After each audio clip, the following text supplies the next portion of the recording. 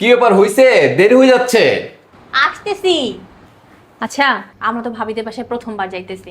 তো আমি যে বলতেছিলাম যে এরকম খালি হাতে গেলে কি হয়, চাইতেছিলাম একটা গিফট নিতে। কথা তো তুমি ঠিকই বলছো, কিন্তু কি গিফট নিবা?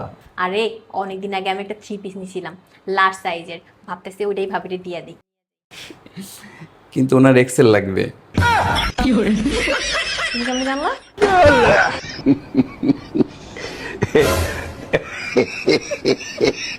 কিন্তু ওনার কি এক্সেল লাগবে? আচ্ছা, তোমাদের কাজগুলো না সব উল্টাপাল্টা হইতাছে। লাগবে না যখন কেন বলতেছো এক্সেল লাগবে? কালকে আমি অফিসে আসি, মজা দেখাবো। রাখো। আর তুমিও না, দেখতেছো ফোনে কথা বলতেছি আর তুমি চিল্লাইতেছো।